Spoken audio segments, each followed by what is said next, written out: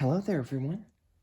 This is Southern Weather Media, and today is kind of a historic day for me because in here is a J-pole weather band antenna made by KB9VBR antennas, and I'm not too clear on exactly how much this is going to improve reception for me, but I know it's going to be a lot, and I'm hoping that this will allow me to change the way that I record and keep up with severe weather events, because up until now, I'm always just having to be glued to the IEMBot feed and my portable radios, and I have to always keep them ready to tune in to stations, and I have to hold them up to receive the exact right patch of signal in my room. And it's just very draining sometimes. And plus, if I don't know about these alerts in advance, I can't get them.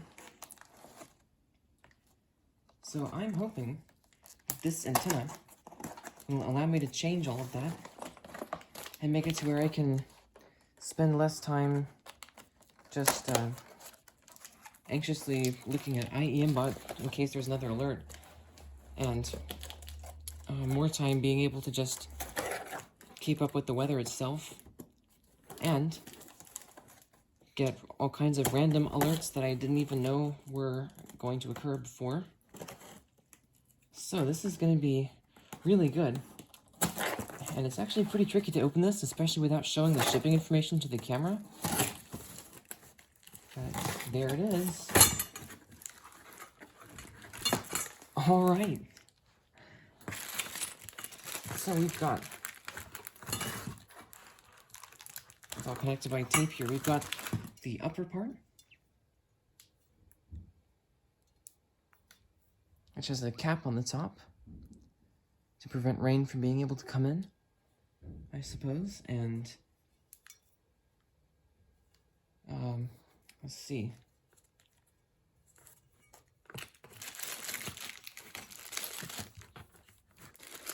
There's some sticky residue on here. Let me see if the tape can take some of that off.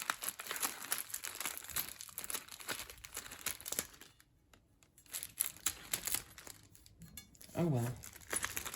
It's not working well. It's fine.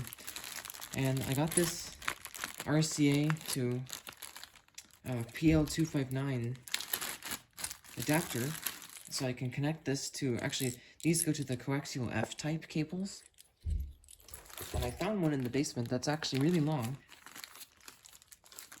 So let me go ahead and get this open. And I'm thinking I'm probably not going to put this one outside because we just get so much lightning. It probably wouldn't even be a year before it gets struck by lightning. So first I'm going to test it in my room, and I'm thinking since my bedroom doesn't get that good reception, I'm going to use it in my workroom, which is this room, because the workroom actually gets better reception than most areas in the house, and even all except for the top of the stairs at the back deck. Most places in the yard don't even get as good reception as this room. Alright, so this comes with a splitter for coaxial cables, along with a bunch of cable mounts and clips.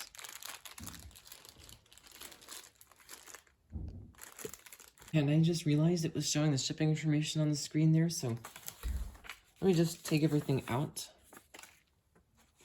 And I'll put the box away somewhere else. And that is the garage door you're hearing, by the way. Alright, we've got the business card. And oh nice, it comes with a sticker. There's a pamphlet for it. Actually, two. This is an order form. And then we've got the additional information on here.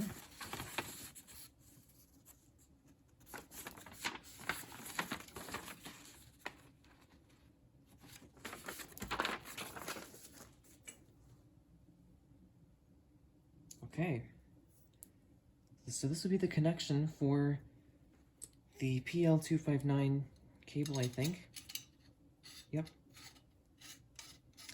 I will screw this in and then go ahead and untie the coaxial cable and connect that up here. It has a lot of twist ties on there, so this may take a minute.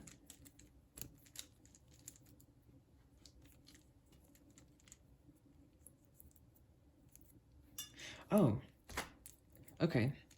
This is a shorter one, which I actually think would be good at this point. Yeah, this is like a 2 or 3 foot long one. All right.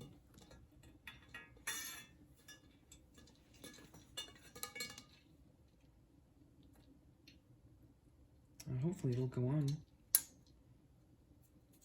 Yeah, there we go.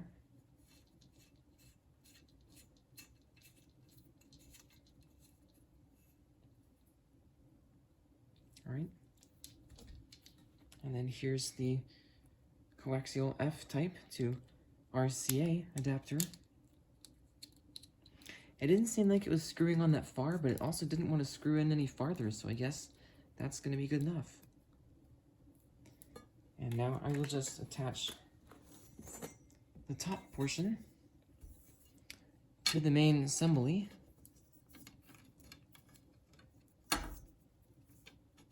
Whoops, it was out of the frame. Sorry about that.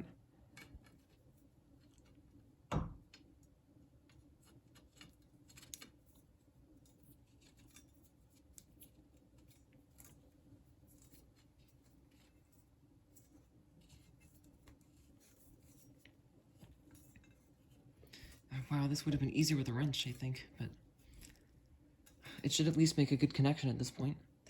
Like I said, I'm not putting this outside yet. So there it is. It's pretty tall.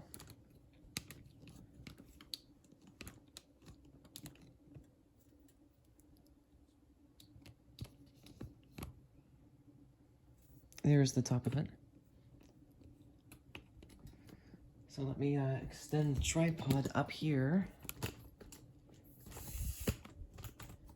Okay, so I'm going to try this out to start with on my trusty Midland WR300 version 5.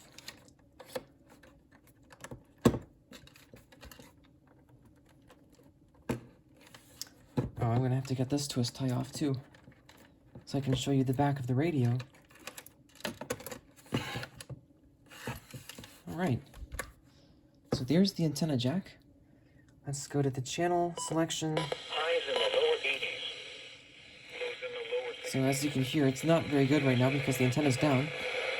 And then when I connect this into it... Whoops. Okay. Oh my gosh, the thing for the coaxial cable just came off. Okay. There we go. So that sounds great. It's not, you know, totally static free, but that's also probably because I'm just holding the antenna here. Let's see. Friday night, mostly clear. A slight chance of showers and thunderstorms. I'm moving the antenna around. Highs in the upper 70s. Lows in the mid-50s. For more detailed weather, water, and climate information, okay, I'm going to start by putting it up here. weather.gov/Atlanta. The current time is 4:21 p.m. Eastern Daylight Time. Let's see if I can make it stay in place over Here are here. the 4 p.m. weather observations from around the area. At Blairsville, it was cloudy. Alright, sorry for the delay there, and the radio just exited the menu, so I'm going to go back into Wind it. southeast at 10 miles an hour, gusting to 20. So I have the antenna 30.20 inches. just sitting right there on a cup holder that I initially mounted on the wall to place phones on, and so it just goes up there. And up here is the top of it. Whoops. I can't even see where I'm pointing in the camera. Okay. Up there is the top of the J-pole. Over there is another weather radio antenna, which is not connected right now. So let's go back to the WR300. and see what this antenna is letting it do. I should be receiving channels 5, 6, and 7 all the time. Asheville, it was partly sunny and 70. Wind southeast at 8. Okay. 73. Wind southeast at 8. At Greenville, Spartanburg, it was partly that's sunny channel and 6. 7. Mostly cloudy with a slight chance of showers. And there's classic channel 7 KEC80 switching between its phone line and wireless feeds. Chance of rain. Yep. That's terrible, but that's just how it always is. So now for the exciting part. Usually on channels 1 through 4, I get pretty much nothing but static, so let's test it out on channel 1. High, partly sunny. A chance of showers. Alright, so it's getting interference between two different stations.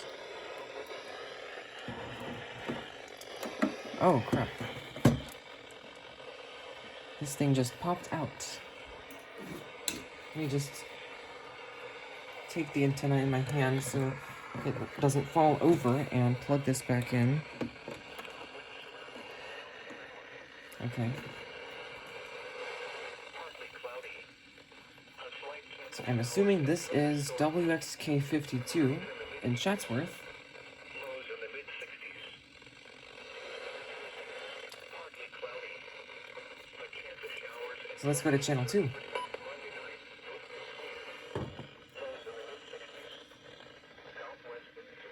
I'm gonna put the antenna back down. Wow.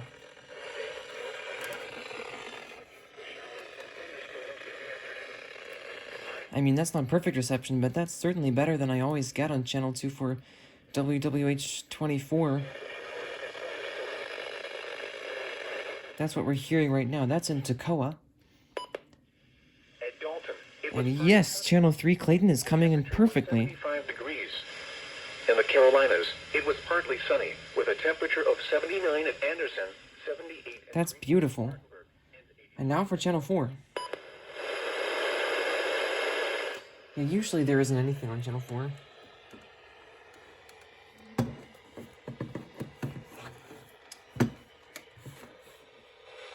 So let's see what happens if I move the antenna.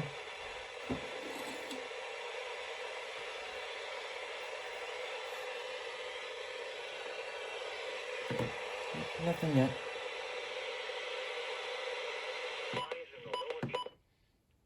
Okay, so that's the indoor test. So already that's a good bit better than what I usually get inside. But now, let's go outside. And I think I'm going to have to take my other radio because this one doesn't have batteries and cannot because the previous batteries before I got this radio leaked everywhere in the compartment, and I'm not even sure if the terminals would still work properly. But I'm going to try to clean it up. But anyway, I'm going to plug this into the EAR10. Alright, and unfortunately it sounds like multiples of our neighbors are having parties right now. So just don't mind the noise. But let's see.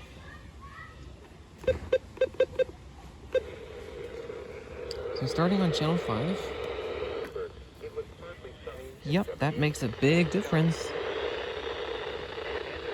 It was partly sunny and 79, wind south at 10. So there's Across KXI 22. At Knoxville, it was partly sunny and 74, advancing to 21. Elsewhere across the region, And of at course Chattanooga, WXJ53. it was cloudy and 72. Whoops, Wind it southeast caught on at my 7. tripod. At Asheville, it was partly sunny and That sounds 73. perfect. Wind southeast at 8. Chance of rain 50%. A slight chance of thunderstorms in the evening. Moving the antenna around. Mostly cloudy with a slight KC80 chance of sounds showers. as good as it can.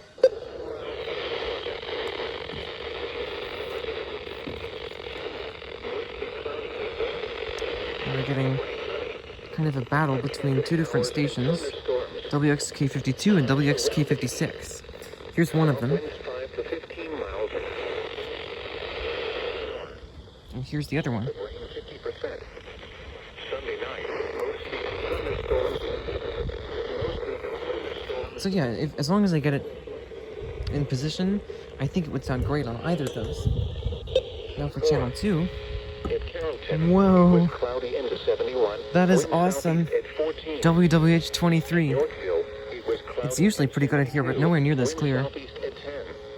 And just so you know, today is not a good day for weather radio DXing. Today is like an average day for reception. Elsewhere across Georgia, at Gainesville, it was cloudy and 73. So moving the antenna around, it's not really even losing reception. That is awesome. The temperature was 75 And degrees. same story with Clayton, all the way out here. It was with a temperature of 79 at Anderson, 78 at Greenville, Spartanburg, and 83 at Columbia. This is so cool. And now for channel 4. Huh, I at least thought it would be able to pick up channel 4, but I guess not.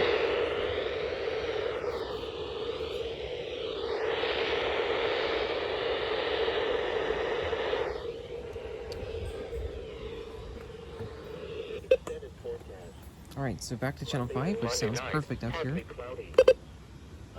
Oh, whoops. Highs in the lower 80s. Lows in the lower 60s. Alright, Tuesday night, partly cloudy. so honestly, that was really good. This thing is picking up very good signals. Sometimes it doesn't really pull a station out of just pure static, but if there is something to get, it sounds like it's getting it almost really perfectly. Which is pretty much what I was hoping it would do for same radios, since they need usually good reception to activate. So there we go. Now before I finish this video, I want to include a special segment on one of my closest online friends in the weather radio community, Northeast Georgia EAS. Something very unfortunate happened to him yesterday, or today, and that is that he got locked out of his YouTube account and can't seem to get back in. He thinks he may have been hacked, but either way, this just isn't working for him anymore. So, he made a new account, and I wanted you all to know, in case any of you watch his videos, and in case you don't, because he plans to re-upload these, and I like a lot of his older videos especially. He's got some from the CRS era, and he's made some good catches of some of the recent alerts, and alert insanity on KXI22 that's been happening for this past month. So, you can head over to his new channel, which I'll leave a link to in the description, because he can't do anything on his old one anymore, which is very sad, but he's at least going to try to re-upload all of his new videos, or all of his old videos, on his new channel.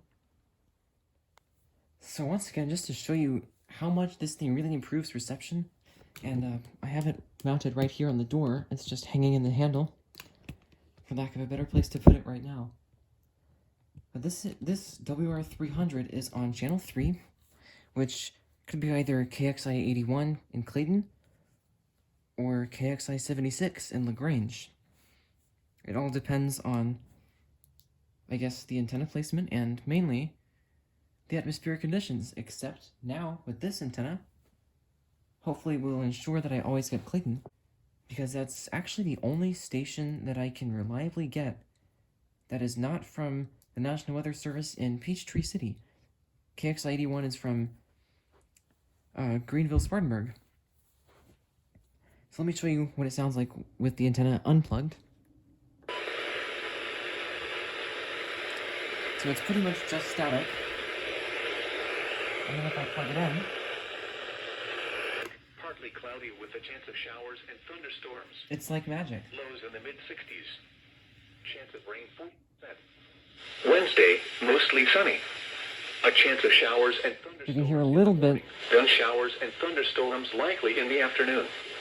Highs in the lower 80s. you can hear a little bit of the whispering from KXI76, Wednesday night, mostly cloudy with a chance of showers. but I mean, that's not going to affect us at all. Lows in the mid-60s. Chance of rain 50%. So this thing is my new Greenville Spartanburg alert monitor on KXI81.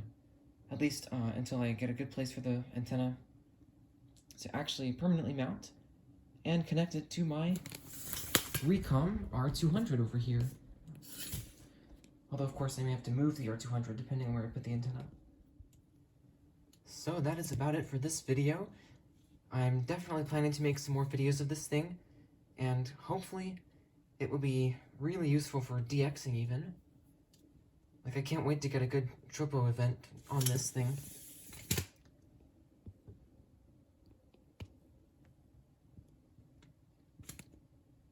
So, thank you all for watching.